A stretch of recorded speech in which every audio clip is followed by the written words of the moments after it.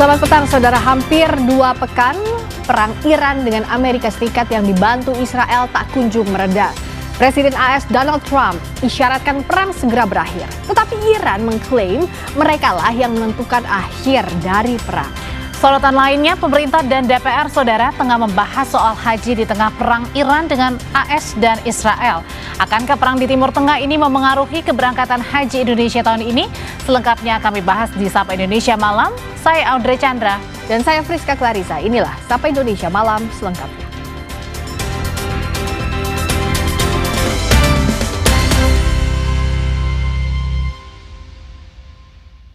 Informasi pertama, Korps Garda Revolusi Islam Iran (IRGC) mengumumkan gelombang baru peluncuran rudal dari operasi True Promise 4.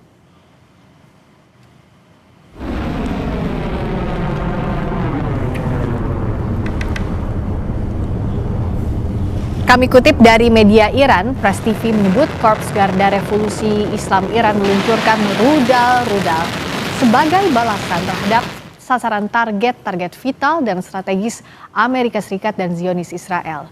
Media Iran juga menuliskan pada Selasa waktu Iran, kantor Humas Korps Garda Revolusi Islam Iran mengumumkan gelombang ke-37 serangan telah diluncurkan. Ada. Bukan.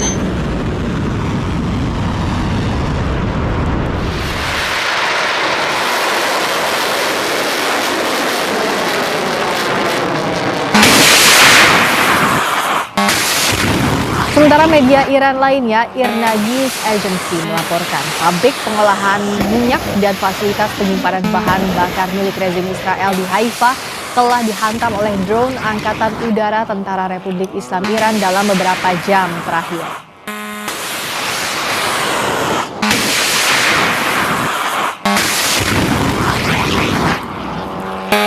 مردان نیروی هوایی ارتش جمهوری اسلامی ایران در پاسخ به تهاجم علیه انبارهای نفت با پهپادهای انهدامی، پالایشگاه نفت، گاز و مخازن سوخت رژیم صهیونیستی در حیفا را مورد هجوم قرار دادند.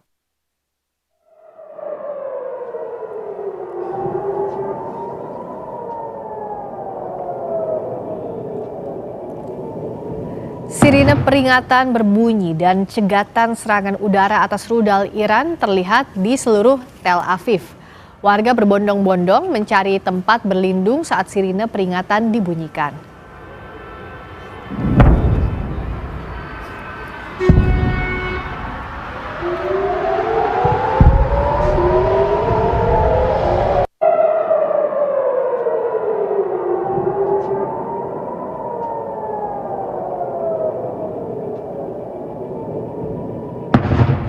Saudara, Komando Pusat Angkatan Bersenjata Amerika Serikat merilis video yang diklaim serangan terhadap aset Angkatan Laut Iran.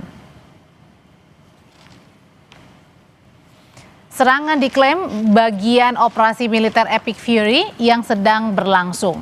Namun, lokasi serangan tidak diungkapkan. Presiden Amerika Serikat Donald Trump mengatakan lebih dari 50 kapal perang Iran telah dihancurkan.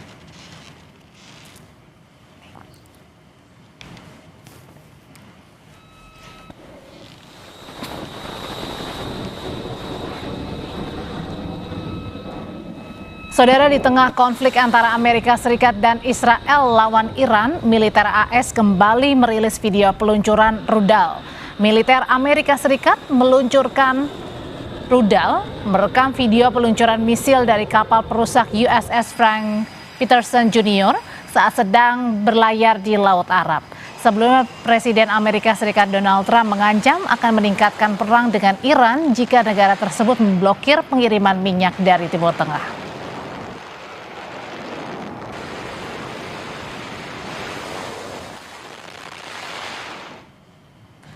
Sambil berkelakar, Presiden AS Donald Trump mengaku seru menenggelamkan kapal-kapal perang Iran. Setidaknya ada 80 orang tewas setelah kapal selam AS menabrak satu kapal perang Iran di Samudra Hindia pekan lalu. Together with our Israeli partners, we're crushing the enemy in an overwhelming display of technical skill and military force. Iran's drone and missile capability is being utterly demolished. The Navy is gone. It's all lying at the bottom of the ocean. And I said, why did we just capture the ship? We could have used it. Why did we sink them? They said, it's more fun to sink them. I said, they like sinking them better. They say it's safer to sink them. I guess it's probably true. از دولت‌های کشورهای اسلامی انتظار می‌رود هرچه سریعتر آمریکای جنایتکار و رژیم وحشی صهیونیستی را از چنین اقدامات بزدلانه ضد بشری برحذر دارند تا شعله‌های آتش و جنگ بیش از این گسترش نیابد. در غیر این صورت اقدامات مشابهی در منطقه صورت خواهد گرفت و اگر تحمل نفت بیش از بشکه‌ای $200 را دارید این بازی را ادامه دهید. Presiden Amerika Serikat Donald Trump mengeklaim perang melawan Iran akan segera berakhir. Trump meyakini berakhirnya perang dengan Iran menandakan adanya awal dari sebuah negara baru.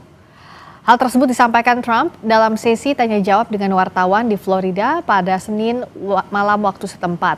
Trump menyebut operasi yang telah digencarkan sejak akhir Februari lalu telah melemahkan kekuatan militer Iran secara signifikan. Menurut Trump, militer Amerika dan Israel juga telah menghancurkan berbagai aset militer Iran, termasuk armada laut, angkatan udara, serta sistem pertahanan udara negara tersebut.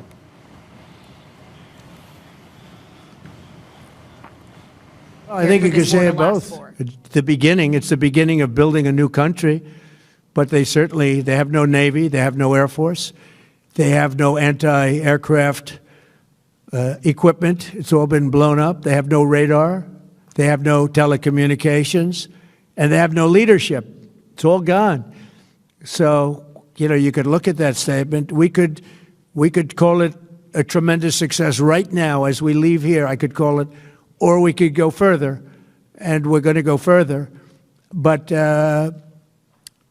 the big risk on that war has been over for 3 days. We wiped them out in the first 2 days. Wakil Menteri Luar Negeri Iran untuk bagian hukum dan internasional, Kazem Gharibabadi, mengatakan konflik dengan Amerika dan Israel hanya akan terjadi jika ada jaminan agresi tidak terulang kembali. Ia menambahkan bahwa prioritas Iran saat ini adalah untuk membela negaranya usai pemimpin tertinggi Iran, Ali Khamenei, wafat dalam serangan. Kazem juga menyebut keputusan penghentian perang hanya berada di tangan Iran. دست برتر رو داریم. ببینید اینها هر طرحی که کردن شکست خوردن. همین الان هم به اهداف خودشون نرسیدن. جمهوری اسلامی ایران خسارات سنگین و دردناکی رو به رژیم صهیونیستی و آمریکا و متحدانشون وارد کرده. شما وضع اقتصاد جهانی و انرژی رو شما ببینید، این بسیار برای اونها دردناک است. پس ببینید ما ضربات مهلکی رو وارد کردیم در این زمینه. پس ما در واقع اینجا دست برتر رو داریم و از این رو در واقع جمهوری اسلامی ایران پایان جنگ رو در واقع تعیین خواهد کرد. Perdana Menteri Israel Benjamin Netanyahu mengatakan agresi militer Israel yang tengah berlangsung bertujuan untuk membantu rakyat Iran terlepas dari belenggu tirani dan membawa ke akhir yang permanen. Hal ini disampaikan Netanyahu di Pusat Operasi Darurat Kesehatan Nasional di Tel Aviv pada hari Senin waktu setempat. העם האיראני לדפוק את עול העריצות, בסופו של דבר זה תלוי בו, אבל אין ספק בפעולות שנעשו עד עכשיו אנחנו שוברים להם את העצמות ועוד ידנו נטויה. אם נצליח יחד עם העם האיראני אז אנחנו נביא לסיום פרמננטי, במידה שיש דברים כאלה בחיי אומות אנחנו נביא לשינוי וכבר מביאים לשינוי כביר במעמדה של ישראל. חלק מהמאבק הזה, חלק גדול זה בצד ההתקפי, חלק עצום זה בצד ההגנתי. בצד ההגנתי זה קודם כל לפני כל דבר אחר רצון העם, הכוח של האזרחים. כוח של האזרחים זה כוח של גם מי שמטפל באזרחים וזה אתם, והאמונה שמטפלים בהם שהיא גדולה מאוד מאוד מאוד גדולה, זה בזכותכם. Sementara Korps Garda Revolusi Iran bilang mereka siap untuk setidaknya perang skala penuh intensitas tinggi selama 6 bulan dengan kecepatan saat ini. Iran klaim rudal yang telah digunakan sebagian besar termasuk generasi pertama dan kedua diproduksi tahun 2012 dan Iran bahkan belum menggunakan rudal yang telah diproduksi selama 10 tahun terakhir yang telah meningkat beberapa kali lipat.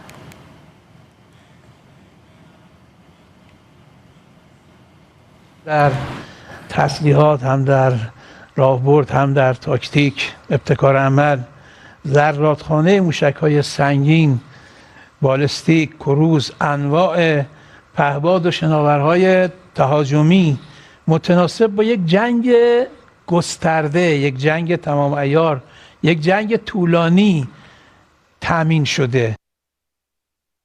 Panglima TNI Jenderal Agus Subianto menegaskan pemberlakuan status siaga 1 untuk menguji kesiapan personel di lapangan.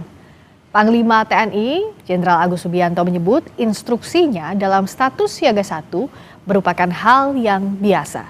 Ia menambahkan, status itu adalah bagian dari mekanisme standar untuk memastikan kesiapan personel sekaligus peralatan merespons kondisi bencana maupun yang lainnya.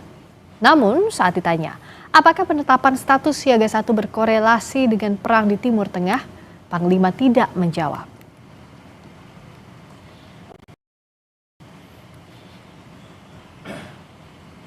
Indonesia statusnya siaga 1.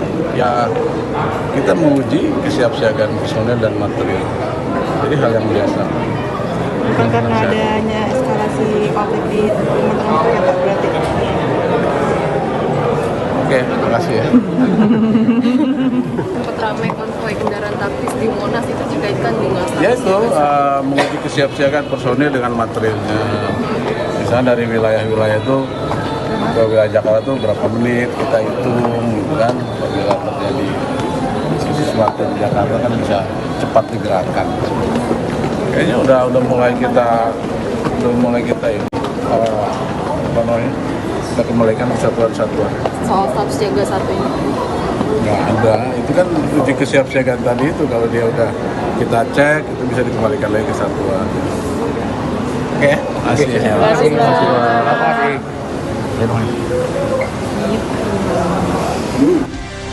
Mantan Menteri Koordinator Bidang Politik Hukum dan Keamanan Mahfud MD menyatakan masyarakat berhak mendapat penjelasan terkait penetapan status siaga 1 bagi seluruh jajaran TNI.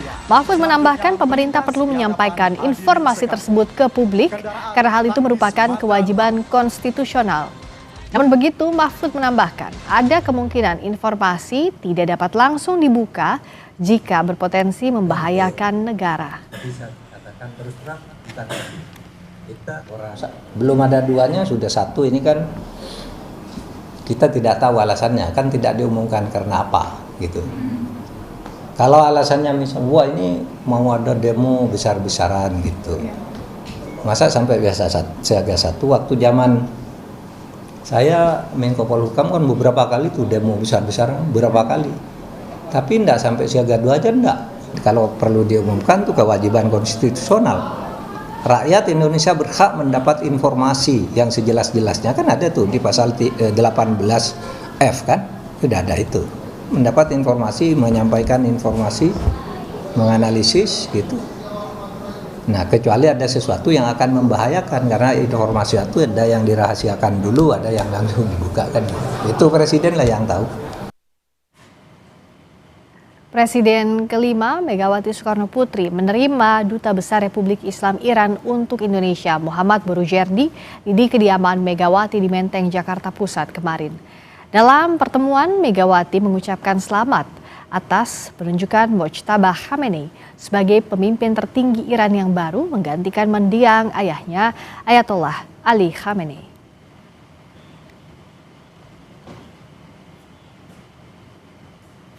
Ini adalah surat kerja saya, merasa gembira bahwa Iran sekarang telah mempunyai ya ini menunjukkan bahwa saya punya hubungan persahabatan dengan almarhum.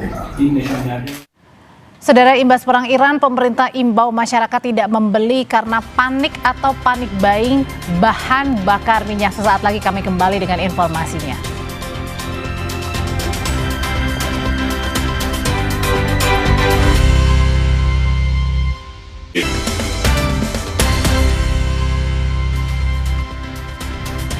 Saudara, Garda Revolusi Iran melarang ekspor minyak dari kawasan Timur Tengah ke negara-negara mitra Amerika Serikat dan Israel selama konflik berlangsung. این با تاکید بر اینکه نیروهای مسلح ایران اجازه صادرات 1 لیتر نفت از منطقه را تا اطلاع ثانوی به طرف متخاصم و شرکایش نمیدهد گفت چرا به مردم آمریکا حقیقت را نمیگویید که همه زیرساخت‌های نظامی آمریکا در منطقه Sejumlah tempat pengisian BBM di Hanoi, Vietnam dipadati pembeli setelah harga BBM mengalami kenaikan signifikan. Panic buying menjadi imbas konflik Timur Tengah yang masih terjadi. Antrean sepeda motor dan mobil terjadi di sejumlah tempat pengisian BBM di Hanoi. Sebagian SPBU tutup akibat kehabisan pasokan. Harga BBM di Hanoi naik dalam beberapa hari terakhir, yakni menjadi 29.120 dong Vietnam per liter atau sekitar Rp18.713 per liter. Setidaknya ada 7 SPBU di Hanoi telah membatasi penjualannya di tengah kekurangan pasokan BBM. Dilansir dari APTN, Perdana Menteri Vietnam telah menghubungi rekan-rekannya di Kuwait, Qatar, dan UEA untuk mengamankan pasokan bahan bakar dan minyak mentah tambahan. Pemerintah Vietnam juga mengimbau penerapan pengaturan kerja dari rumah untuk menghemat pasokan BBM di negaranya.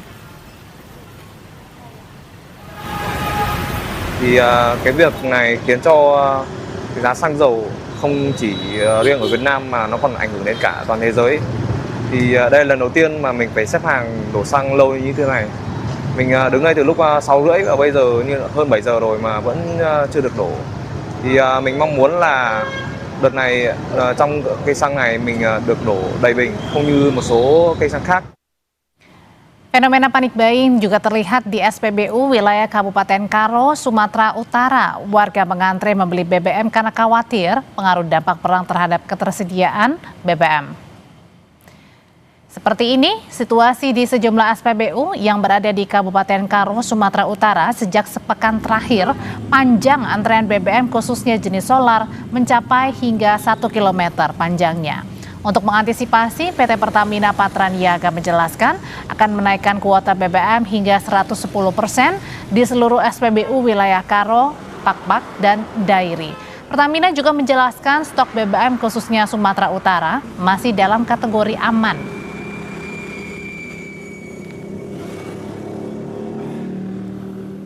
Itu stoknya aman, 14 hari namun ada terus kapal yang masuk. Jadi ke masyarakat tidak perlu panik. Untuk spreadingnya ke SPBU, supply distribusinya ke SPBU akan kami usahakan untuk melebihi dari kebutuhan normal nantinya untuk supaya recovery dari proses pasca terjadinya panik buying seminggu terakhir. Kami akan supply lebih banyak nanti ke SPBU Karo, Dairi, dan Papua Barat.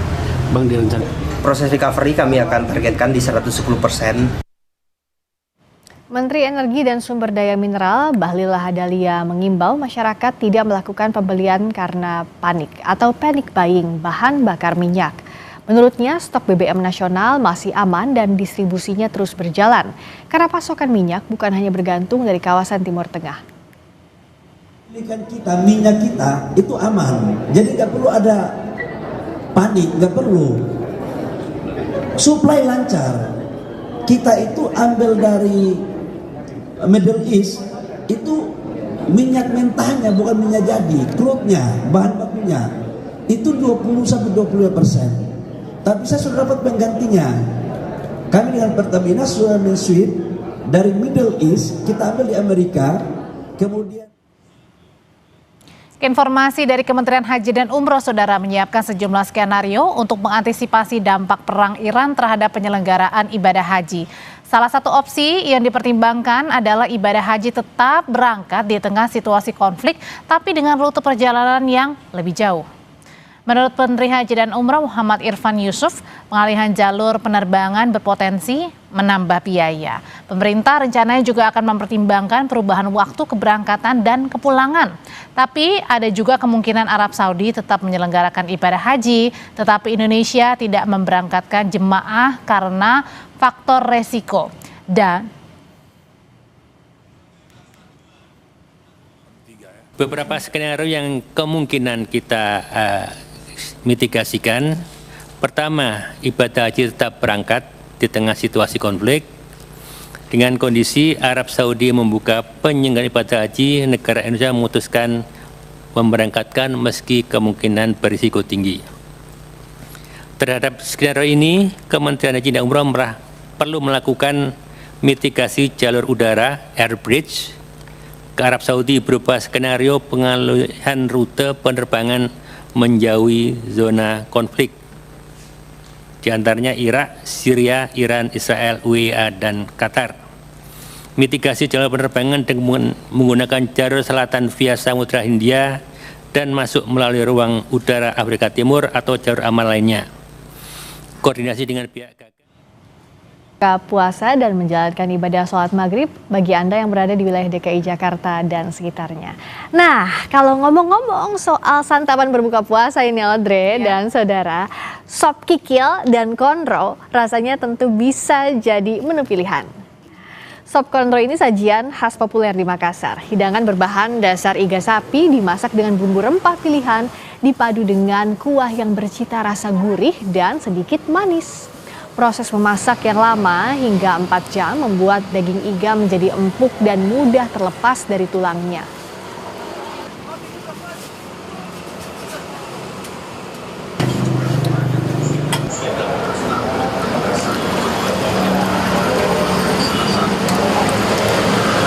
Selain sop konro, ada juga nasi kebuli yang menjadi salah satu menu banyak dicari orang saat momen berbuka puasa di Bali. Hidangan khas Timur Tengah dengan nasi berempah dan juga lauk ayam atau kambing menjadi pilihan karena cita rasanya yang khas tapi tetap ringan untuk dinikmati.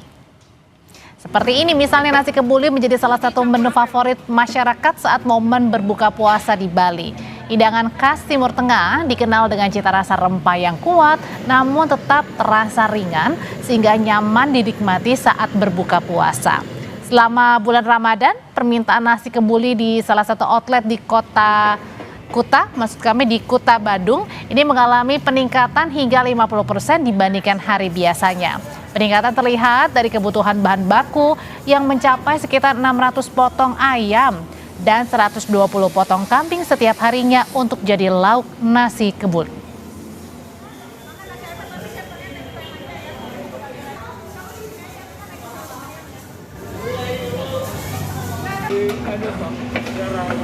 Kalau ini favorit saya nih, bakso yang kerap jadi menu buka puasa yang nikmat dan mengenyangkan. Nah, tempat makan di Binjai, Sumatera Utara menjual aneka macam menu bakso yang bisa jadi rekomendasi untuk berbuka puasa. Kita simak liputannya.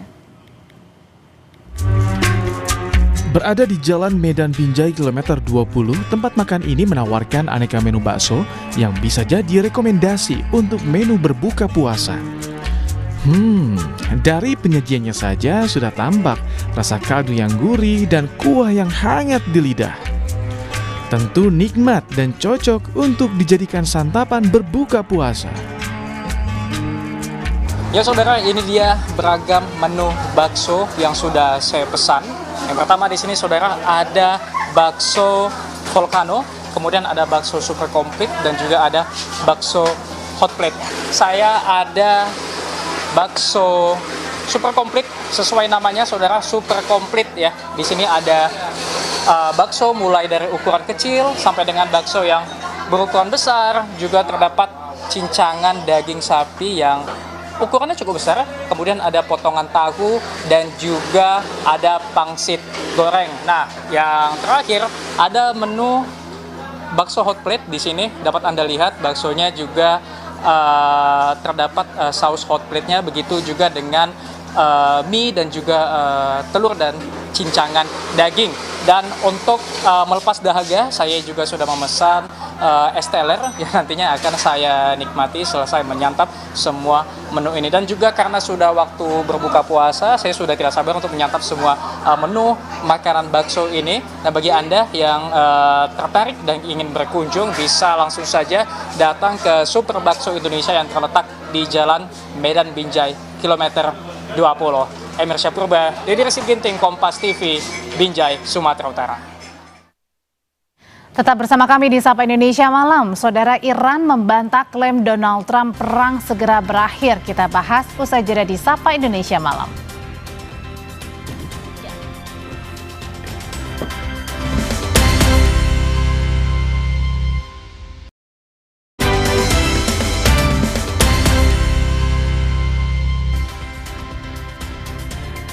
Masih di Sapa Indonesia Malam bersama saya Friska Clarissa. 4 orang tewas dan sejumlah lainnya luka-luka setelah serangan menghantam jalan raya Martyr Bagheri di Teheran seiring meningkatnya ketegangan antara Iran dan Amerika Serikat serta Israel. Sejumlah kendaraan rusak dan sejumlah warga terluka di lokasi kejadian. Televisi pemerintah Iran melaporkan 4 orang tewas dan sejumlah lainnya luka-luka ketika sebuah rudal menghantam jalan raya di Teheran. Menurut kantor berita pemerintah Iran, jalan raya terdampak serangan dibuka kembali dalam waktu 1 jam setelah kejadian. خودرو عبوری بوده که پیکر هنوز داخلش هست. هنوز کنه.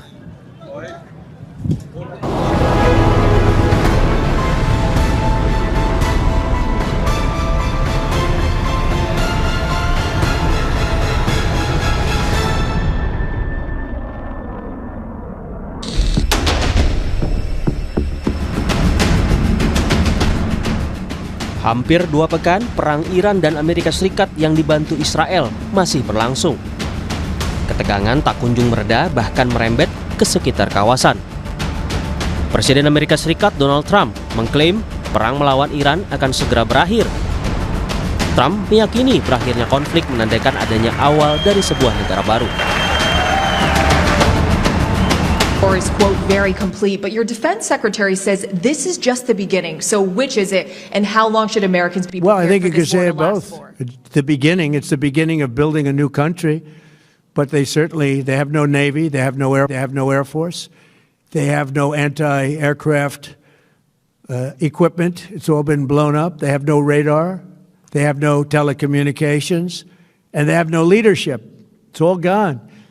So, you could look at that statement. We could call it a tremendous success right now as we leave here. I could call it, or we could go further, and we're going to go further.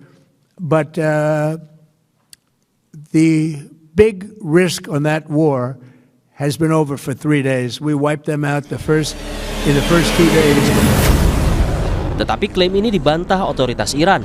Mereka menyebut keputusan penghentian perang hanya berada di tangan Iran. ما الان دست برتر رو داریم. ببینید اینها هر طرحی که کردن شکست خوردن. همین الان هم به اهداف خودشون نرسیدن. جمهوری اسلامی ایران خسارات سنگین و دردناکی رو به رژیم صهیونیستی و آمریکا و متحدانشون وارد کرده. شما وضع اقتصاد جهانی و انرژی رو شما ببینید، این بسیار برای اونها دردناک است. پس ببینید ما ضربات مهلکی رو وارد کردیم در این زمینه. پس ما در واقع اینجا دست برتر رو داریم و از این رو در واقع جمهوری اسلامی ایران پایان جنگ رو در واقع تعیین خواهد کرد. Sementara itu menurut sekutu Amerika, Israel, agresi militer yang tengah berlangsung bertujuan untuk membantu rakyat Iran terlepas dari belenggu tirani dan membawa ke akhir yang permanen. השאיפה שלנו להביא את העם האיראני לפרוק את עול העריצות, בסופו של דבר זה תלוי בו, אבל אין ספק שבפעולות שנעשו עד עכשיו אנחנו שוברים להם את העצמות. ועוד ידנו נטויה. אם נצליח יחד עם העם האיראני, אז אנחנו נביא לסיום פרמננטי. במידה שיש דברים כאלה בחיי אומות, אנחנו נביא לשינוי, וכבר מביאים לשינוי כביר במעמדה של ישראל. חלק מהמאבק הזה, חלק גדול, זה בצד ההתקפי, חלק עצום זה בצד ההגנתי. בצד ההגנתי זה קודם כל, לפני כל דבר אחר, רצון העם, הכוח של האזרחים. כוח של האזרחים זה כוח של גם מי שמטפל באזרחים זה אתם, והאמונה שמטפלים בהם, שהיא גדולה מאוד, מאוד מאוד גדולה, זה בזכותכם. Apapun alasan Amerika dan Israel, Iran memutuskan untuk tetap melawan. Bahkan menebar ancaman terkait minyak dunia yang akan membuat harganya melambung tinggi jika perang terus dilanjutkan.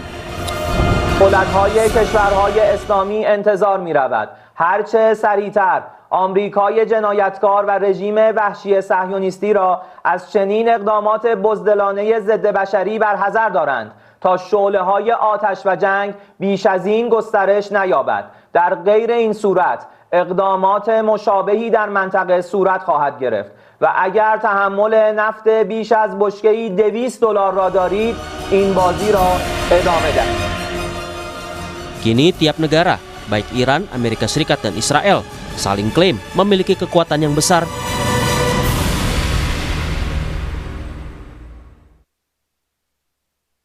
Lalu bagaimanakah akhir perang Iran dengan Amerika dan sekutunya?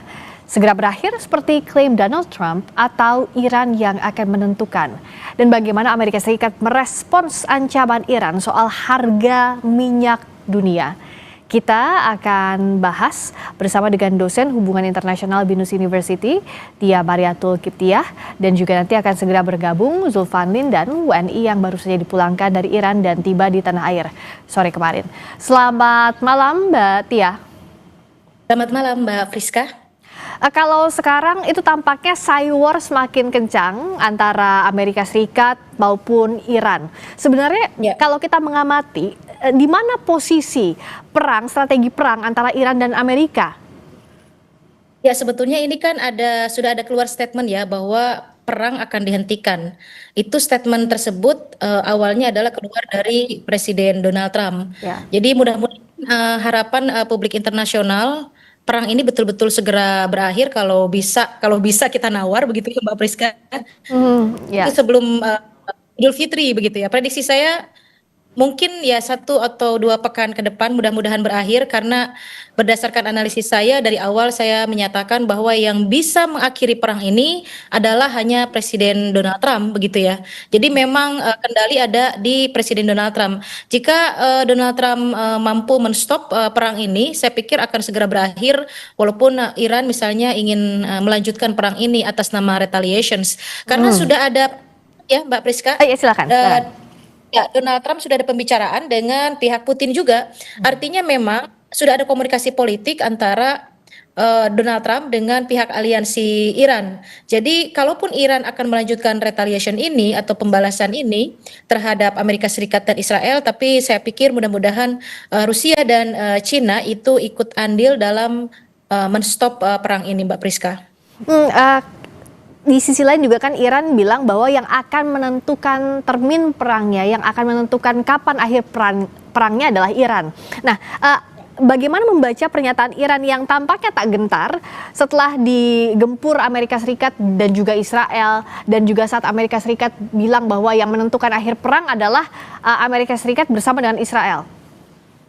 Ya itu kan hanya pernyataan politik ya, karena memang posisinya Iran itu adalah kan sedang diserang atau yang pertama kali diserang. Dan tentu Iran untuk mempertahankan sovereignty, kedaulatannya, martabatnya, dan apalagi ini yang dibunuh bukan hanya seorang pimpinan negara tapi juga seorang pimpinan ideologi. Tentu ini Iran harus keras terhadap Amerika Serikat. Tapi kerasnya sikap Iran tersebut bisa jadi melemah ketika ada deal-deal politik lain. Misalnya ada tekanan dari Rusia, dari Cina, dan dari publik internasional yang berkaitan dengan harga minyak naik. Bisa jadi ini juga lama-kelamaan Iran akan melemah juga, dan saya pikir akan siap kembali ke meja perundingan begitu. Jadi kuncinya saya tetap pada analisis saya semula bahwa kunci dari berhentinya perang ini adalah di Donald Trump, Mbak Rizky, bukan di Iran. Ya, kuncinya di Trump karena yang memulai serangan ini juga Amerika Serikat ya Mbak Tia ya. Betul. Dan saat ini sudah bergabung juga di studio Kompas TV Zulfan Lindan, politisi senior yang juga salah satu WNI yang baru saja dipulangkan dari Iran dan tiba di tanah air kemarin sore. Pak Zulfan, apa kabar? Baik, alhamdulillah sehat. Sehat. Kemarin sudah pulang dari Iran. Boleh diceritakan proses evakuasinya seperti apa sih pada saat itu mulai dari Iran dipulangkan ke tanah air? Ya, proses evakuasi saya kira kalau prosesnya berjalan lancar ya. Dan pasti ada beberapa yang mencekam lah. Misalnya sebelum kita berangkat, kita kan di KBRI dikumpul ya. 32 orang. Itu di atas kedutaan seperti dekat sekali bom itu. Rudal itu ada 10. Terasa dekat sekali rudal itu di goyang kok. KBRI. Oh. Itu getar itu KBRI itu kan. Ya. Tapi jatuhnya kira-kira di antara 800 meter 1,5 kilo lah.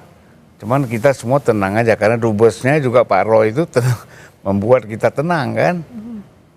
Nggak usah ke bunker dia bilang, sini aja. Oh jadi posisinya waktu itu tidak sampai ke bunker ya Pak Zulfan? Kita nggak masuk ke bunker di lantai 2 ya. Di lantai basement juga, basement 1 lah gitu. Jadi ya kita nggak ada situasi gitu kan pasrah. Takut juga percuma, ya kan, gembira udah pasti nggak. Iya, betul. Karena dalam kondisi seperti itu penuh dengan ketidakpastian ya Pak Zulfan. Ketidakpastian ya, kita terima aja apa adanya lah keadaan itu. Jadi tidak panik, tidak mengeluh. Ya semua saya lihat dari kawan-kawan yang mau dievakuasi itu tenang. Ya. Pak Zulfan, bisa diceritakan waktu itu kan sejak awal serangan, hari pertama serangan ke Iran sampai akhirnya evakuasi itu berapa lama berarti? Serangan kan tanggal 28. Ya. Evakuasi kita tanggal 6 kan? Ya, pemberitahuan sudah di hari keberapa itu untuk persiapan evakuasi? Tanggal 4 sih udah dikasih tahu. Oh, oke. Maksudnya dikasih tahu itu pemberitahuannya itu bukan pengumuman, hanya diedarkan form. Siapa yang bersedia dievakuasi tanggal 6 minta mengisi form. Yang tidak mengisi ya. Nah, jadi 32 orang mengisi form, langsung disuruh hari Kamis kita menuju Tehran, lalu nginap di Tehran 1 malam. Subuh kita berangkat ke perbatasan Azerbaijan. Nah, perjalanan lancar karena belum banyak yang evakuasi. Beda dengan tanggal 12, 40 serangan 12 hari, itu kan padat. Ini nampaknya nggak ada. 9 jam kita sampai ke perbatasan. 9 jam sampai ke perbatasan. Kira-kira 6 jam kita diproses di imigrasi Iran. Kemudian keluar, sampai ke perbatasan emigrasi ke, itu kan cuma dibatasi kali aja perbatasan antara Iran dengan, itu ada sungai kecil ya. Nah kita melewati itu, kemudian kita diperiksa lagi visa dan macam-macam dokumen oleh imigrasi apa tuh Azerbaijan. Ya. Di sana sudah disambut oleh Duta Besar Berlian, ya. Nama duta besarnya kita Berlian, KBRI, stafnya semuanya udah menyambut kita. Ya kita diurusi semualah. Ya. Disiapkan mobil, dibawa ke hotel. Ya. Sampai akhirnya dievakuasi, alhamdulillah bisa dengan selamat kembali ke Indonesia. Tadi sebelumnya saya dengan Mbak Tia sudah sempat membahas bagaimana sekarang ini kan cyber war-nya kencang antara Amerika Serikat versus Iran. Masing-masing menganggap bahwa akhir perang yang menentukan adalah baik itu Amerika Serikat maupun Iran. Nah sebenarnya Pak Zulfan melihat kondisi politik di Iran, terutama setelah suksesi kepemimpinan dialihkan ke Mojtaba Khamenei, itu seperti apa? Ya, sebelum terpilihnya Mojtaba Khamenei, itu ada 3 ulama besar yang dianggap representatif, senior ya. Rata-rata mereka usianya antara 78 sampai 80. Jadi Jawadia Muli itu sangat senior ya, sudah sejak zaman Imam Khomeini. Kemudian ada Karim Shirazi, dan satu lagi saya lupa namanya, itu menegaskan perang ini habis-habisan dan tidak boleh berhenti setelah Khamenei meninggal. Ya. Nah, jadi saya melihat Iran ini tidak mau, dia karena dibohongi terus, merasa dibohongi 12 hari, perang 12 hari merasa dibohongi. Ya. Kemudian perjanjian belum selesai, sudah dikatakan diserang ya. Diserang, jadi mereka bilang kita nggak bisa lagi. Jadi tegas sekali dari ulama senior mengatakan tidak terus, tidak berhenti. Kalian yang mulai, kami yang menentukan, yang memberhentikan, kata Iran. Bukan Trump, bukan Netanyahu. Kapan berhenti perang ini kami yang menentukan ya. Iya, iya. Tegas sekali itu di TV-TV, di mana-mana waktu saya di Iran, mereka menegaskan seperti itu. Apalagi ini kan yang jadi trigger utamanya setelah Ayatollah Ali Khamenei meninggal dunia dalam serangan, itu yang semakin membakar Iran, warga Iran termasuk juga para petingginya ya, Pak Zulfan, untuk habis-habisan perang dalam. Mereka bersatu semua. Memang orang-orang yang tadinya agak sedikit memprovokasi menentang pemerintah, sekarang sudah ada tahanan rumah, mereka disingkirkan, ada yang ditangkap ya. Sehingga sekarang semakin solid. Rakyat Iran itu kan begini, mau pakai jilbab, nggak pakai jilbab, mau mereka bebas ataupun tidak bebas, kalau sudah menyangkut Ayatollah mereka bersatu. Ya. Kalau menyangkut presiden memang mereka beda-beda. Tapi pemimpin tertinggi karena ini kan itu. Satu semua. Ya. Nah, kalau dari kondisi seperti ini, Mbak Tia, artinya ada semangat untuk membalaskan dendam, lalu juga membela tanah airnya habis-habisan. Bagaimana melihat peta kekuatan Iran dengan apa yang dibakarnya adalah karena tidak ada yang boleh menyentuh pemimpin tertinggi, tapi pada serangan kali ini Amerika Serikat justru membunuh pemimpin tertingginya. Iya, yang dikatakan Pak Zulfan Lindan betul sekali. Jadi memang saya mempelajari Timur Tengah itu sangat detail, bukan hanya persoalan culture, politik dan ekonomi dan bahasa, juga termasuk Iran ini mengenai sistem politik di sana. Jadi disebutnya itu adalah wilayatul faqih atau wilayatul faqih, di mana kekuasaan itu di tangan mullah, di tangan ayatollah. Jadi kalau itu tersentuh, semua yang berbeda pun itu bisa bersatu. Jadi jangan sampai siapapun bisa menyentuh ayatollah tersebut begitu. Dan itu di ini Pak Priska di apa namanya yang masuk kepada ayatollah itu sangat kualifikasinya sangat ketat begitu ya. Kemudian yang kedua kualitasnya akan sama dengan ayatollah sebelumnya. Misal Ayatollah Khomeini yang sudah meninggal diganti dengan Ayatollah Ali Khamenei sekarang itu sama kualitasnya. Nah, penggantinya sekarang Mujtaba pun Ayatollah Mujtaba pun itu bukan karena persoalan anak Ayatollah Ali Khamenei, bukan. Itu memang memenuhi kualifikasi yang diinginkan oleh rakyat Iran. Sangat detail mulai dari knowledge agama, kemudian knowledge science, kemudian attitude, behavior, sudah dipastikan itu yang namanya ayatollah itu tidak mungkin ada cacat begitu ya dalam versi ideologi Syiah begitu. Jadi betul memang kalau dia tersentuh itu semuanya solid. Oposisi pun bisa solid. Maka saya melihat bahwa serangan Netanyahu yang membisiki Trump kemudian membunuh ayatollah itu saya pikir strategi yang salah karena ini akan sangat membakar. Hanya saja mungkin dari segi hubungan internasional saya melihat bahwa tetap selesai karena saya paham sekali bagaimana kondisi perasaan rakyat Iran begitu ya dengan terbunuhnya Ayatollah. Kalau support sistemnya itu sudah mencoba cooperate dengan pihak Washington DC, saya pikir ini tensi akan menurun begitu. Jadi tetap saya pada dasarnya Trump itu adalah kuncinya. Amerika adalah kuncinya. Kalau mau berhenti perang dan ada deal-deal tertentu dan memastikan bahwa Amerika dan Israel tidak berbohong dan Amerika tidak terprovokasi lagi oleh Netanyahu, mudah-mudahan bisa kembali ke meja perundingan karena efeknya terhadap ekonomi global luar biasa perang ini. Kenapa sekarang tokoh sentralnya adalah Mujtaba Khamenei sebagai pemimpin tertinggi selain menggantikan posisi Ayatollah Ali Khamenei, juga kita lihat bagaimana respons Amerika Serikat maupun Israel. Trump tidak happy. Netanyahu bilang bahwa ini masih pemimpin yang tiran begitu sehingga harus diganti sesuai dengan kualifikasinya. Nah, tapi sampai sekarang pun Mujtaba Khamenei belum pernah muncul ke publik. Apa yang Pak Zulfan baca? Kita bahas saja dari Sapa Indonesia Malam. Kami segera kembali.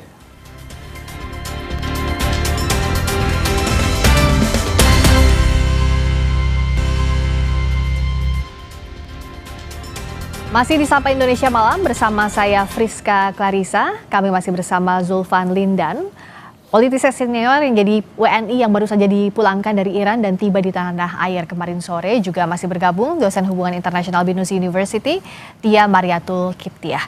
Menyambung pertanyaan tadi bahwa yang jadi sosok saat ini dituju adalah Mujtaba Khamenei. Sampai sekarang belum ada kemunculannya. Apa yang bisa kita lihat dari strategi Iran ini?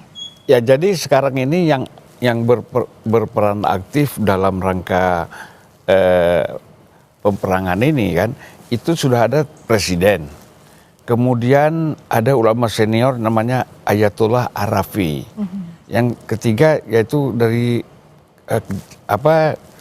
Jaksa Agung lah semacam itu mereka mengatur. Nah, sementara fatwa terakhir ada di Mujtaba, dan jangan lupa kita di sana di lingkungan Mujtaba dan Khamenei dulu itu ada Ali Larijani, itu dulu ketua parlemen, lalu sekarang menjadi penasihat keamanan dan pertahanan dari Ayatollah, ya kan? Sampai sekarang dia bekerja terus. Nah, saya kira tidak terlalu penting sekarang itu kemunculan daripada Mujtaba. Jadi mereka tetap berkoordinasi dengan presiden, lalu Menteri Luar Negeri, yang kemudian Komandan Pasdaran, Nah itu semuanya mereka tetap berembuk berpikir bagaimana penyerangan dilakukan, taktik-taktik, strategi. Saya kira kalau ini kan begini, Iran itu tahu betul kekuatan Amerika kan pada pangkalan-pangkalan itu. Ya. Makanya pangkalan di Bahrain, di Saudi, di Emirat, di Qatar itu diserang dulu. Bahkan Turki sempat kena 1 rudal. Ya kan? Kalau Azerbaijan, Iran tidak mengakui bahwa itu rudal mereka. Mereka bilang itu rudal Israel.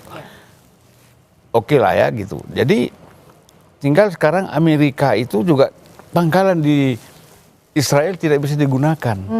Jadi satu-satunya jalan untuk menyerang Iran itu adalah kapal induk. Ya. Kapal induk juga kena rudal. Ya. Jadi semakin sebenarnya dari segi udara memang semakin lemah. Sementara kan Iran ini banyak sekali, mungkin puluhan ribu tuh rudalnya masih disimpan. Nah jadi mereka siap untuk itu. Di samping armada lautnya yang kita lihat kapal-kapal kecil yang tersembunyi itu memang siap mereka bertarung di laut. Kalau di darat, Amerika sudah mencoba terjun di daerah Kurdi, perbatasan Iran, yang disebut Erbil, ya. Sudah sempat terjun, tapi mereka semuanya ditembak, banyak yang mati. Ya. Jadi akhirnya ditunda lagi serbuan darat ini, karena Iran sudah tahu. Karena ya akan kontraproduktif, lebih sulit justru ya kalau masuk ke serangan darat.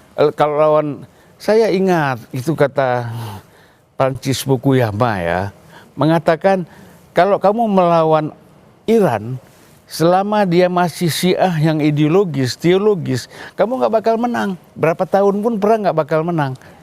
Oleh karena itu kata dia, sama Iran ini jangan perang. Kamu ciptakan dulu mereka menjadi orang yang sekuler. Sebagaimana Azerbaijan, 90% Syiah sekuler. Jadi artinya yang coba diganggu itu ya, tapi bukan lewat perang. Tapi kalau bicara soal perang ini artinya Mojtaba Khamenei dia masih punya kendali, tidak muncul, bisa jadi ini strategi untuk keamanan dan keselamatan agar tidak mengulang. Ya, sebenarnya dari segi Mojtaba tidak ada ketakutan, karena mereka diajarkan tidak boleh takut kepada mati. Kalau dia sembunyi, berarti dia takut mati. Sebenarnya Ayatollah Ali Khamenei mengatakan ketika diminta dia masuk ke bunker, ya, dia bilang rakyat Iran semuanya masih di luar. Masa saya masuk bunker? Ya kan? Yang kedua, saya tidak boleh menghindari kematian. Dia nggak mau menghindari kematian. Karena posisinya pada saat itu ya sudah di kantornya sudah saja. Di situ aja. Ya. Jadi Mojtaba juga seperti itu sikapnya. Nah, dalam kondisi seperti ini, Mbak Tia, bagaimana kalau kita melihat saat ini kan Iran tampaknya masih sendirian, pun berkomunikasi dengan Vladimir Putin, Presiden Rusia, ataupun dengan China itu tidak ada komunikasi yang intens membantu secara real begitu dalam kondisi perang. Nah, bagaimana sebenarnya yang harus dilakukan Iran? Karena ini akan jadi, kalau kita nggak tahu sampai kapan, tapi bisa jadi perang yang panjang, meskipun Amerika kekuatannya juga sudah banyak diganggu oleh Iran. Nah, apa yang bisa dilakukan oleh Iran dan siapa yang bisa membuka pintu ini? Saat ini komitmen Iran cukup tegas ya, terus melanjutkan perang. Itu tadi yang saya jelaskan, karena yang diganggu itu adalah seorang ayatollah. Jika yang terbunuh di Suriah, kita tahu Mbak Priska bagaimana brigadir jenderalnya juga terbunuh di Suriah. Kemudian berikutnya juga banyak pimpinan tertinggi Iran terbunuh. Tapi masyarakat Iran saat itu masih silent, hanya berupa kutukan. Tapi ketika seorang ayatollah diganggu, ini beda hal, beda masalah. Itu retaliation itu akan terus dilanjutkan begitu ya. Jadi dari pihak Iran sampai saat ini terus konsisten akan terus melawan sampai titik darah penghabisan. Saya melihatnya seperti itu. Hanya saja memang map ini bisa berubah jika ada pihak eksternal. Nah, pihak eksternal ini sampai saat ini masih sistemnya masih calling gitu ya. Baru komunikasi politik yang mereka lakukan antara Putin dengan Trump misalnya, atau Jinping dengan petinggi Iran begitu, dengan Pezeshkian, dengan presidennya, baru pada sampai tahap itu. Artinya memang sampai pada bisa menghentikan retaliationnya Iran. Sementara Amerika Serikat sudah mulai berhitung bagaimana kondisi domestik di Amerika. file Epstein karena cukup mengganggu Trump. Yang kedua, bagaimana demonstrasi terus-terusan yang anti terhadap penyerangan terhadap Iran, terhadap perang dengan Iran begitu. Bahkan mereka sudah menyatakan bahwa mereka standing with the Iranian. Ini bahaya sekali untuk kondisi politik domestik Amerika. Makanya Trump mulai berhitung. Sementara Iran tidak berhitung, terus saja melakukan retaliation, melakukan pembalasan. Sementara belum ada yang bisa meredam emosinya Iran ini. Ya, Mbak Priska. Ya, ini juga menarik karena Donald Trump sejak awal pun meskipun di Kongres pada akhirnya tidak menghentikan perang ini, tapi kan keterbelahan di publik Amerika ini sudah nyata terjadi, Pak Zulfan. Nah, apalagi kalau Iran bilang emangnya Amerika kuat nahan sampai 200 USD per barrel. Ini kan jadi ancaman besar untuk Amerika Serikat. Bagaimana? Ya, jadi pertama Amerika itu sudah gagal dengan prediksinya ya. Dengan demonstrasi besar-besaran dia mengharapkan rezim ini jatuh. Kan gitu. Ya. Nah, kemudian tidak jatuh, tapi ayatullahnya terbunuh, ya, wali fakihnya terbunuh, dan boneka-boneka yang diharapkan Trump bisa menggantikan ternyata tidak berhasil. Nah, jadi jalan satu-satunya perang. Nah, perang inilah adu panjang nafas ya. Saya kira kalau selama saya di sana saya dialog dengan ada ketemu ulama juga, ketemu intelektual, ketemu politisi, mereka nggak mau berhenti. Kita tidak akan berhenti sampai napas terakhir, ya. Dan mereka yakin menang, karena Amerika kan jauh, gitu ya. Makanya yang dihabisi itu Tel Aviv, Israel. Ini kan proksi Iran belum semuanya turun, artinya baru Hizbollah. Nah, di Ardebil misalnya, di Arbil ya, di Irak itu ada Asad Sya'bi yang juga punya kekuatan seperti Hizbollah di Lebanon. Mereka sudah menghancurkan pangkalan-pangkalan Amerika di Irak. Bahkan yang namanya Basra itu kan minyak terbesar Irak yang dikuasai oleh Shell, Amerika, Inggris, sudah dihancurkan juga, terbakar. Jadi mereka juga bingung dari mana sumber minyak nanti untuk perang ini. Jadi memang strategi dari Iran dalam konteks ini boleh lah ya. Nah, itu tidak diperhitungkan oleh Trump.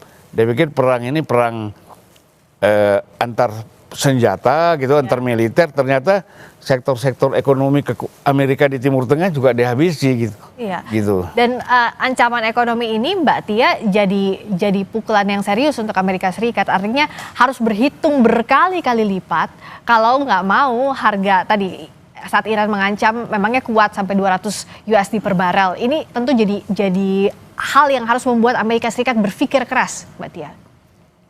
Makanya ada pernyataan Trump kan yang terbaru bahwa dia akan mengakhiri perang. Karena rupanya harga minyak ini Mbak Priska sudah 100 lebih sekarang. Ya, betul. Per barrel. Ini sangat berbahaya sekali karena Amerika ini kan negara adidaya yang memang mempunyai banyak cabang ekonomi di berbagai belahan dunia. Jika ini mengancam aliansinya, itu juga sama dengan mengancam ekonomi Amerika Serikat. Jadi kalau misalnya Trump tidak berhitung mengenai ini, pertama kondisi domestik politik sendiri di Amerika yang banyak protes, dia juga terlibat Epstein file. Kemudian yang kedua, bagaimana ini juga memberikan efek terhadap aliansi Amerika Serikat dari mulai Uni Eropa misalnya ataupun negara-negara lain yang itu semuanya merupakan cabang-cabangnya ekonomi Amerika Serikat. Ini sangat berbahaya kalau tidak segera dihentikan. Maka prediksi saya mudah-mudahan saya bilang begitu di berbagai media bahwa perang ini bisa sebelum Idul Fitri begitu ya, mudah-mudahan begitu. 1 atau 2 pekan ke depan. Ya kita lihat Pak Zulfan ya, benar atau tidak nih analisanya. Kita mengharapkan cepat selesai ya. Betul. Ya kita berharap cepat selesai sebelum Idul Fitri lah 1-2 minggu ke depan. Tapi kalau posisinya seperti ini, tadi sudah kita bahas juga dengan Mbak Tia, dengan Pak Zulfan, bukan tidak mungkin itu bisa terjadi ya, karena ya tadi dengan berbagai pertimbangan, desakan juga untuk Amerika Serikat terutama. Untuk apa melanjutkan ini lebih panjang lagi? Saya kira kalau Israel dan Amerika berhenti menyerang Iran, ya seolah-olah mereka akan mengaku kalah gitu, Iran juga berhenti. Kalau terus melawan, ya Iran terus menyerang. Dan saya tahu betul potensi mereka gitu loh. Yang bagaimana mereka punya ribuan rudal yang di bawah tanah yang tidak bisa diketahui oleh satelit Amerika. Kan kita lihat tuh setiap saat keluar itu bukan hoax. Iya, itu betul dan tidak terdeteksi di mana lokasinya. Dan di Qom itu, di perbatasan Qom mau masuk kota Teheran, itu ada anti rudal dan rudal di situ. Itu yang sempat diserang karena kalau malam ada lampu kecil yang nyala. Itulah yang bisa terdeteksi. Sebatas itu saja ya sejauh ini. Nah, Mbak Tia, artinya kan Iran tampaknya saat ini sudah siap untuk menghadapi Amerika Serikat. Meskipun setidaknya kalaupun memang mau jangka panjang harus punya teman lah gitu untuk perang, nggak mungkin Iran sendirian. Tapi kalau kita lihat dari apa yang disampaikan Trump, apakah Amerika Serikat ini bisa berhenti tapi dengan skenario gengsi seperti ini misalnya, kami berhenti menyerang karena memang kami merasa Iran sudah kalah. Kan ini juga yang disampaikan Trump beberapa waktu terakhir ini kan ya, Pak Zulfan juga Mbak Tia, bahwa kami sudah menyerang kapal-kapal milik Iran, kapal perang kami sudah menyerang berbagai instalasi militer milik Iran. Itukah yang bisa jadi terjadi dalam waktu dekat ini, Mbak Tia? Ya, petanya kan begitu Amerika Serikat. Dengan siapapun dia berperang, kalau sudah mulai ada yang mengusik begitu ya, terutama kepentingan politiknya, dan sudah mulai berhitung, dia akan menyatakan menang. Nah, jika kalau Amerika sudah menyatakan menang, berarti ada sesuatu. Ada sesuatu yang artinya dia akan menghentikan perang, tapi tidak ingin menyebut kalah begitu. Kalah secara telak sih tidak ya Mbak Priska. Hanya saja ada perhitungan-perhitungan lain itu tadi. Bisa jadi kalau terus dilanjutkan, ini juga bisa terjadi pemakzulan di dalam negeri Amerika Serikat sendiri. Karena tipis sekali kemarin. Waktu vote itu antara Demokrat dengan Republik itu beda 2 atau 3 suara begitu. Artinya ini sangat berbahaya sekali untuk Trump. Tapi Trump tidak akan pernah mengakui bahwa dia kalah. Jadi pasti ada statement lain. Patternnya memang selalu begitu Amerika ini, Mbak Priska. Jadi self-declare bahwa menang itu pasti akan dilakukan oleh Amerika Serikat, apalagi Trump ya. Tapi pada faktanya apakah menang telak atau tidak belum tentu juga kalau dalam kondisi seperti ini. Pak Zulfan juga membaca hal yang sama. Ya, saya kira begitu. Jadi karena semangat nasionalis ini kan didorong oleh rakyat. Rakyat berteriak jutaan di jalan tidak mau berhenti perang. Ya kan? Ini bukan di tangan presiden, bukan di tangan menteri luar negeri, bukan di tangan militer juga untuk perang, di tangan Mojtaba. Mojtaba bilang perang terus. Karena dia pemimpin tertinggi militer, pemimpin tertinggi diplomasi luar negeri, juga presiden. Jadi kalau Mojtaba mengatakan perang terus ya perang. Jalan terus saja. Putin boleh negosiasi dengan presiden, dengan siapapun. Tapi kalau kembali dibawa ke meja wali fakih, ya dia memutuskan teruskan. Dan wali fakih ini punya penasihat ulama-ulama juga, yang juga mereka pernah jadi tentara dan pasdaran gitu.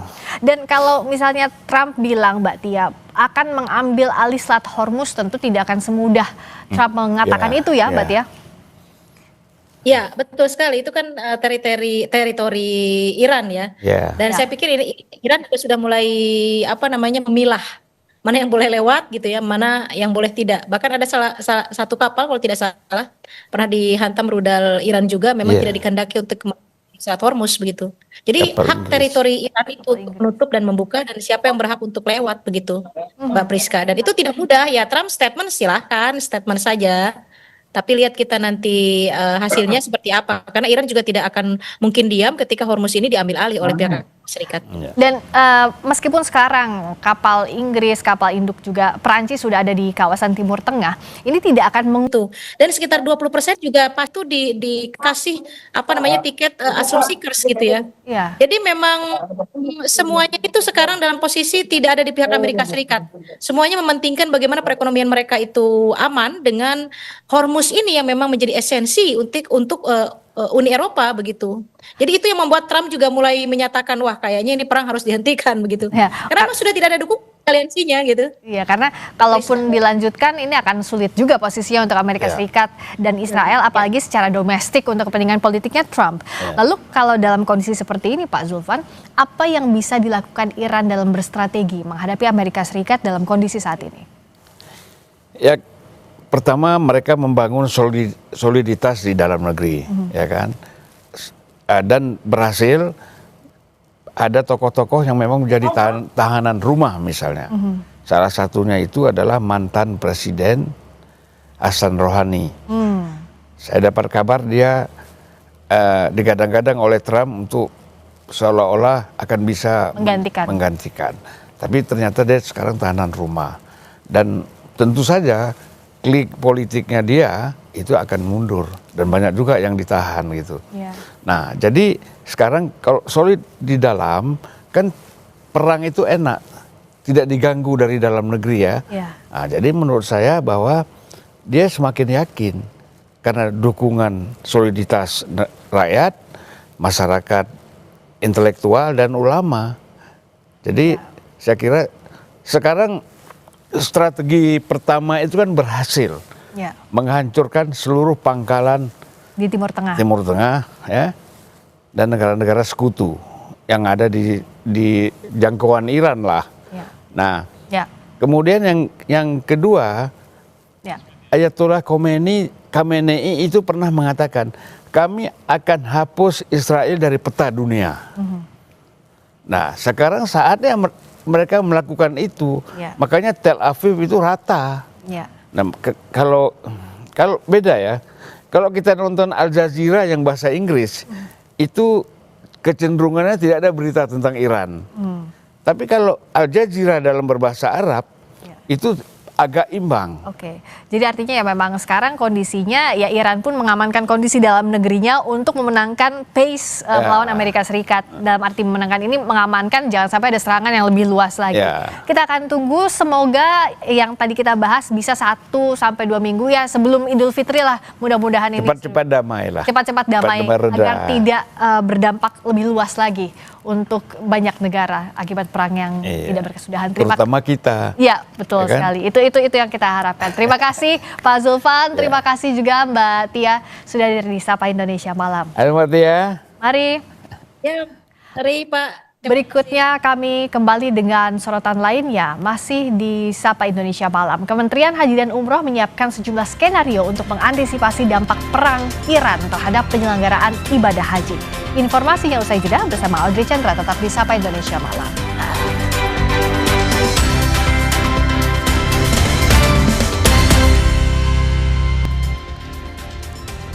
Saudara, Komando Pusat Angkatan Bersenjata Amerika Serikat merilis video yang diklaim serangan terhadap aset Angkatan Laut Iran. Serangan ini diklaim bagian dari operasi militer Epic Fury yang sedang berlangsung. Namun lokasi serangan tidak diungkapkan. Presiden Amerika Serikat Donald Trump mengatakan lebih dari 50 kapal perang Iran telah dihancurkan.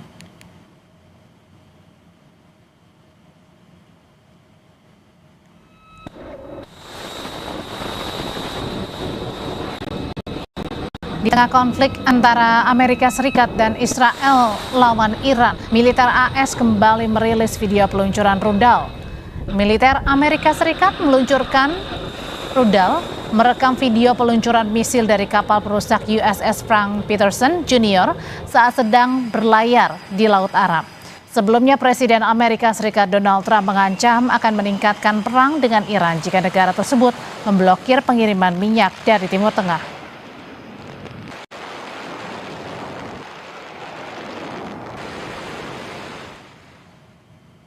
Dan sambil berkelakar, Presiden AS Donald Trump mengaku seru menenggelamkan kapal-kapal perang Iran.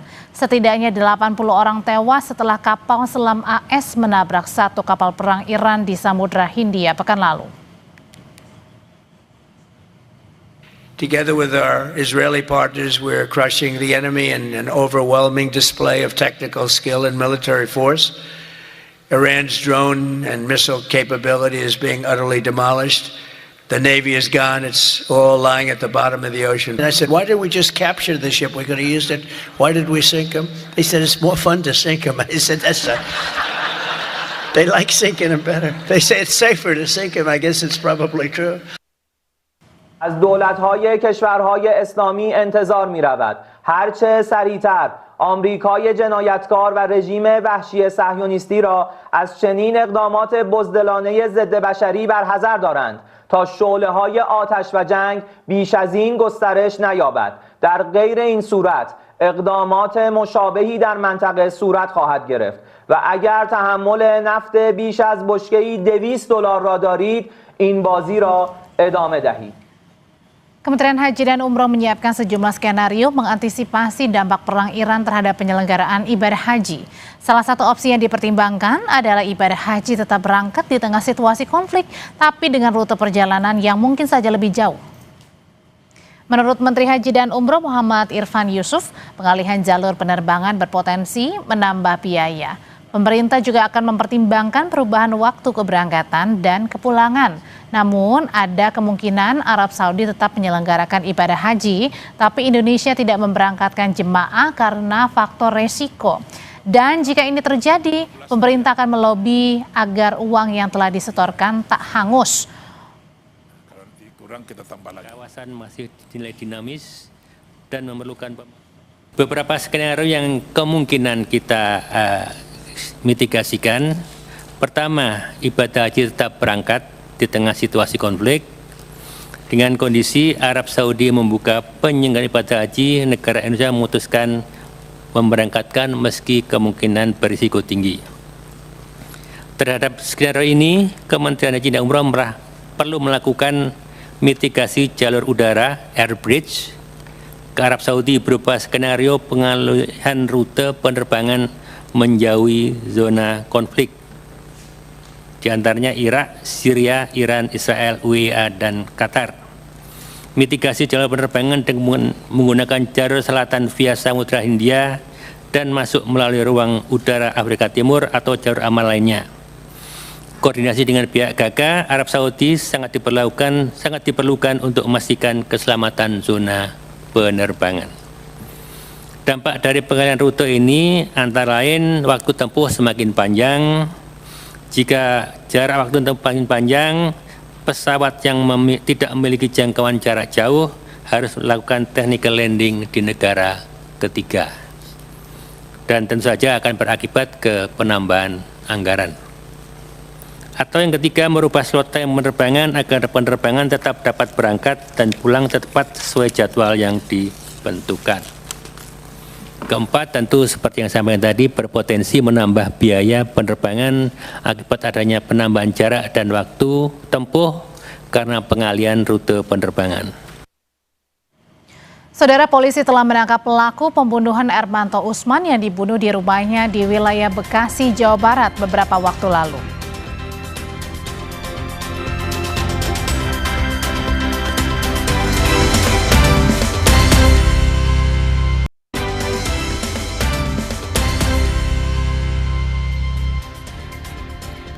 Saudara, polisi menangkap pelaku pembunuhan Ermanto Usman yang dibunuh di rumahnya di wilayah Bekasi, Jawa Barat beberapa waktu lalu. Di Reskrimum Polda Metro Jaya, Kombes Iman Imanuddin mengatakan motif pembunuhan yang dilakukan pelaku adalah murni pencurian. Kasus ini terungkap berdasarkan sidik jari pelaku yang berada di lokasi. Pelaku dengan inisial S mencongkel jendela rumah korban menggunakan linggis. Linggis itu juga digunakan untuk menyakiti korban. Pelaku dijerat dengan 3 pasal pidana dengan hukuman maksimal 20 tahun.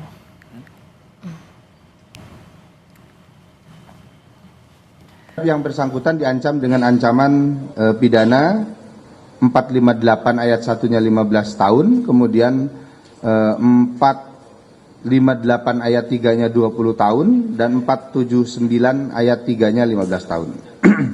Saat ini tersangka sudah kami lakukan penahanan dan sedang menjalani proses penahanan di Rutan Polda Metro Jaya.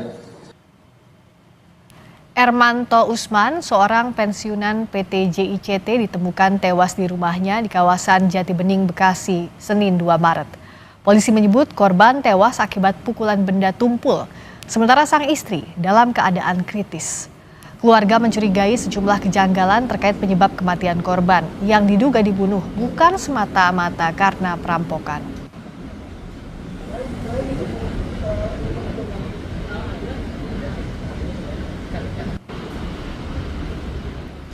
Terima kasih sudah menyaksikan Sapa Indonesia malam hari ini. Selalu cukupi kebutuhan hidrasi Anda pada saat sahur dan berbuka puasa dengan 3 botol air mineral 700 ml yang setara dengan 2 liter air untuk 1 hari puasa pasti sejuknya. Saya Audrey Chandra. Dan saya Friska Clarissa. Terima kasih. Selamat malam. Sampai jumpa.